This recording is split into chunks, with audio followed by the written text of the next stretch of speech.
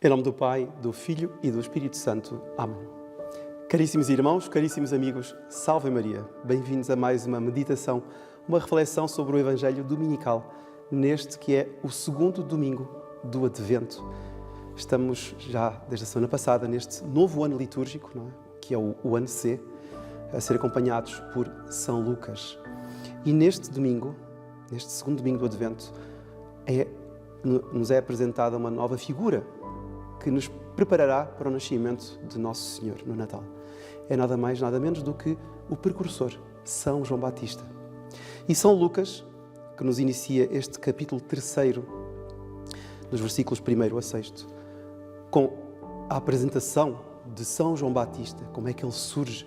Ele dá-nos, inclusive, a contextualização histórico-política sobre a figura, sobre o aparecimento da figura. Ou seja, ele nos justapõe duas coisas. São João Batista, que aparece, e que aparece num determinado momento histórico. Ou seja, ele dá todo um encadre histórico para que possamos realmente acreditar, né? Que haja fundamento histórico, que haja dados históricos, que haja comprovação. Muito interessante, então, que começa assim este terceiro capítulo de São Lucas. No 15º ano, inclusive dá-nos o ano do reinado do imperador César, Tibério César. No 15º ano do reinado do imperador Tibério, quando Pôncio Pilatos era governador da Judeia, Herodes, tetrarca da Galileia, seu irmão Filipe, tetrarca da região da Itureia e Traconítide, e Lisânias, tetrarca de Abilene, no pontificado de Anás e Caifás, foi dirigida a palavra de Deus a João, filho de Zacarias, no deserto. Então isto aqui é o prefácio do Evangelho de hoje. Ou seja, é a preparação para nós entendermos o que irá suceder, não é? E sobretudo o momento em que irá suceder. É curioso porque ele nos dá aqui vários nomes que são, enfim, à partida parecem dá-me uma grande confusão, tantos nomes, tantas figuras aqui que aparecem.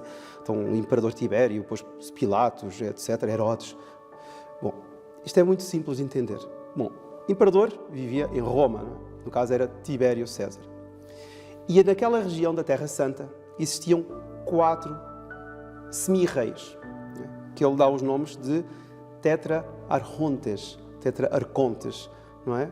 Estes tetrarcontes seriam reis que governavam uma quarta parte, porque é tetra, né? Da origem ao 4, quarta parte de um reino grande. Não é?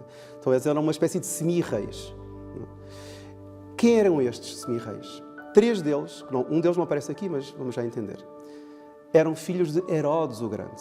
Como nós sabemos, Herodes foi aquele homem monstruoso, aquele rei monstruoso que mandou matar os inocentes por causa do menino Jesus, não é? E Nosso Senhor, bebé, tem de fugir para o Egito, Nossa Senhora leva-o para o Egito com São José.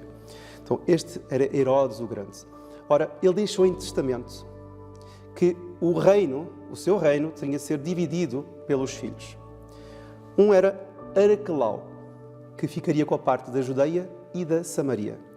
O outro era Herodes Antipas, que ficaria com a parte da Galileia. E um outro era Filipe, que ficaria já mais ao norte com a Transjordânia. Ora, estes 3 eram filhos de Herodes o Grande. Arquelau, de facto, não aparece aqui. Não é? Aparece apenas Pôncio Pilatos. Porquê? Porque este Arquelau tinha sido deposto pelo imperador anterior, não é? César Augusto. E por isso aparecem aqui estes 4 homens. Pôncio Pilatos, enviado diretamente por Roma, não é? Depois, Herodes Antipas, que governava a Galileia, o Herodes Filipe, no caso, tetrarca Filipe, que governava a Transjordânia, e depois aparece um outro, que é menos conhecido, já não tinha nada a ver com esta família de Herodes, que era Lisânias, que era tetrarca de Abilene. Então isto aqui é o cadre histórico para que nós possamos localizar São João Batista, a aparição de São João Batista, da pregação de São João Batista. E depois ele dá-nos outros fatos ainda. Ele diz que era o pontificado de Anás e Caifás. Caifás era o sumo sacerdote, na realidade, e Anás tinha sido o sumo sacerdote. Ora, eles não eram os 2 sumos sacerdotes. Anás tinha sido, Caifás era o atual, mas é que Caifás era o genro do anterior. Logo, O anterior, o sogro, tinha uma impronta sobre ele, tinha um poder de influência sobre ele. E, na realidade, não era Caifás que governava religiosamente o povo, era Anás. E, infelizmente, este Anás tinha-se corrompido brutalmente ao longo dos anos.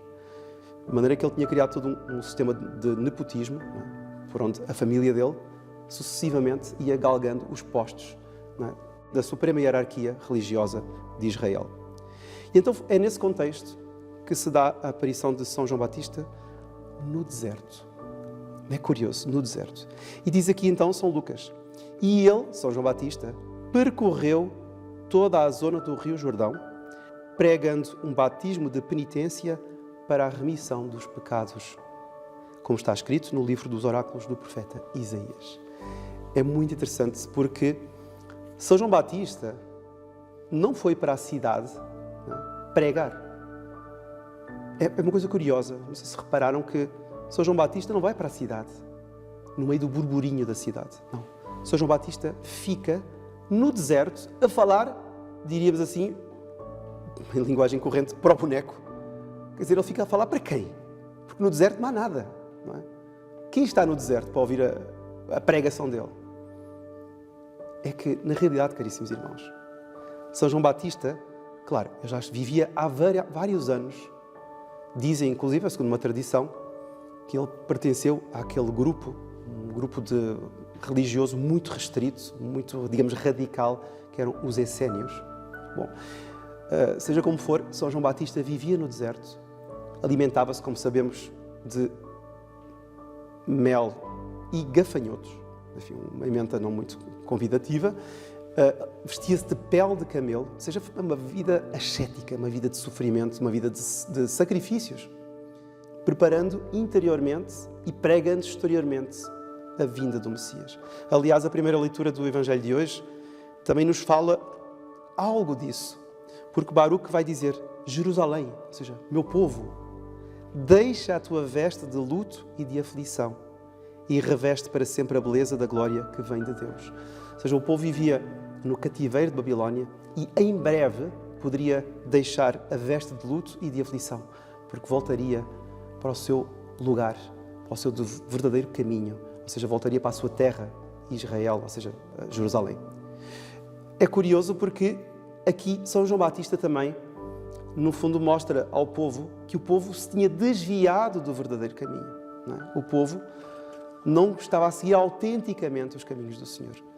E por isso é que ele oferece, prega, como diz aqui, um batismo de penitência. É muito interessante que é um batisma metanoia, batismo de penitência. Metanoia significa mudança de mentalidade. Ou seja, o que é um batismo de metanoia?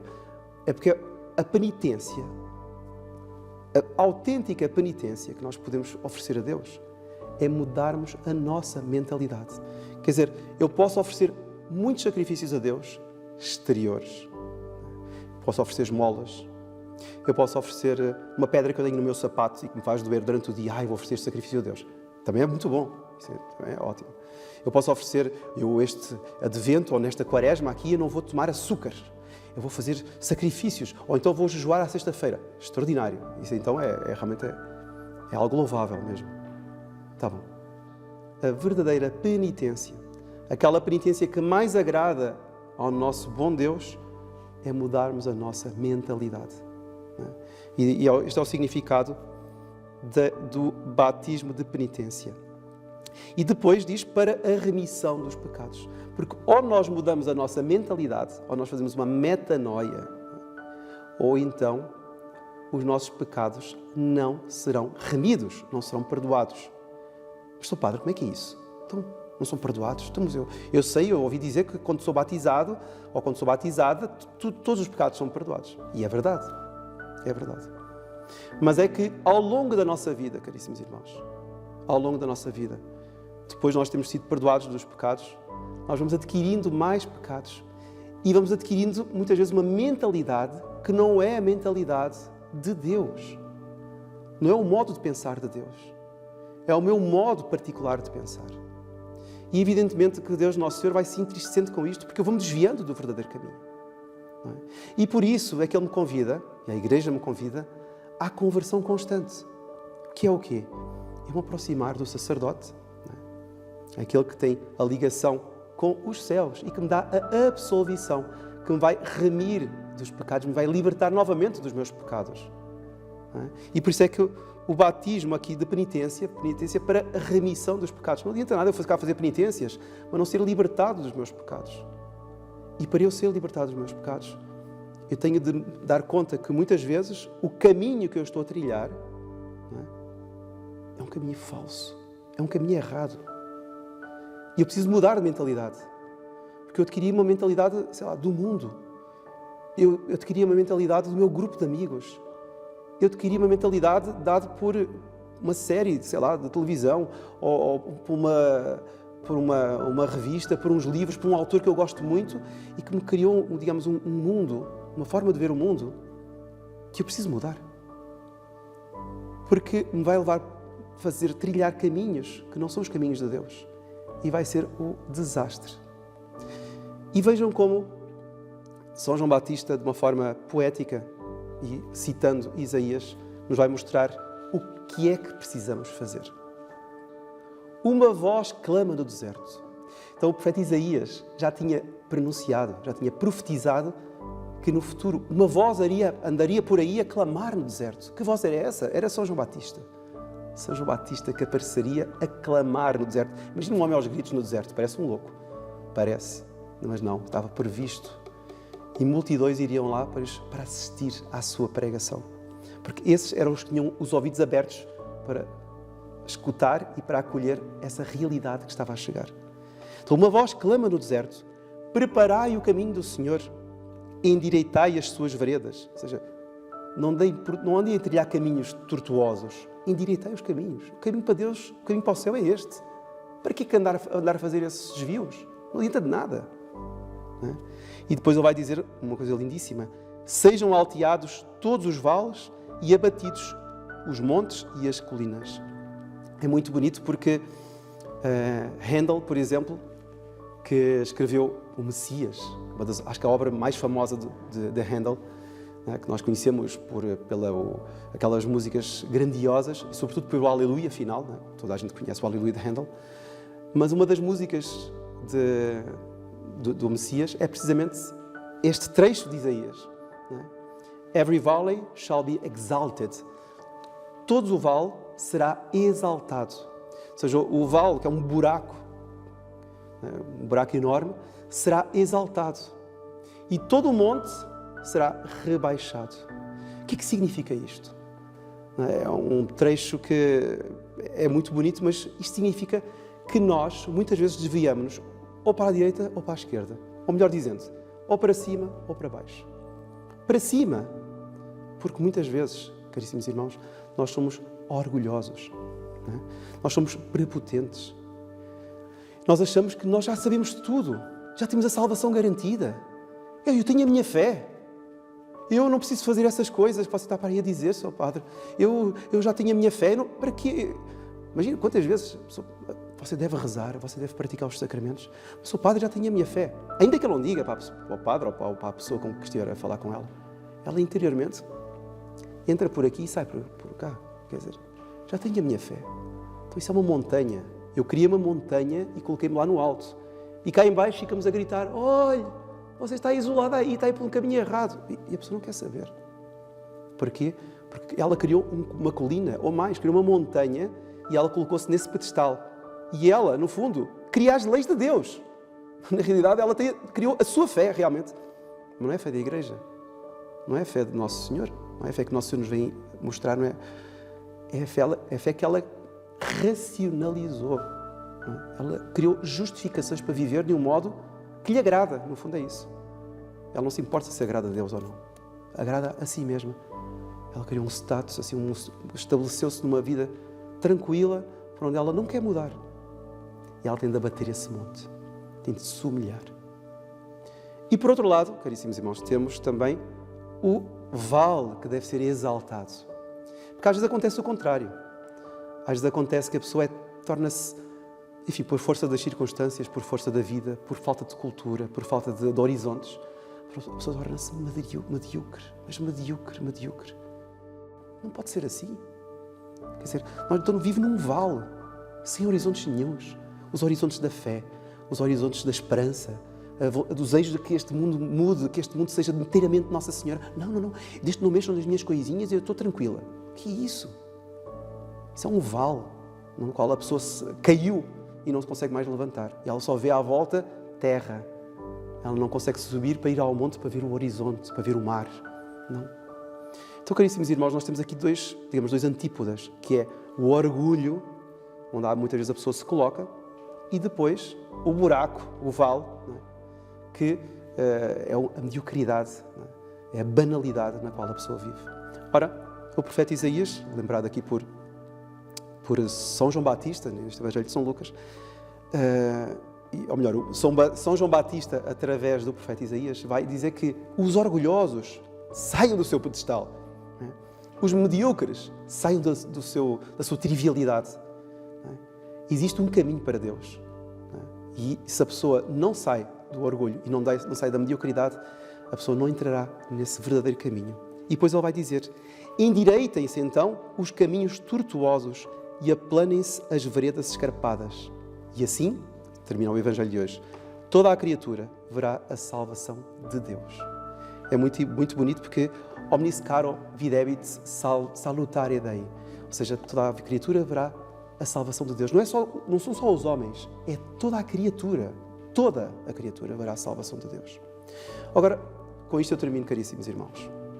Este Evangelho que nos fala desta metanoia, desta conversão, vejam que termina mesmo com esta frase: toda a criatura verá a salvação de Deus.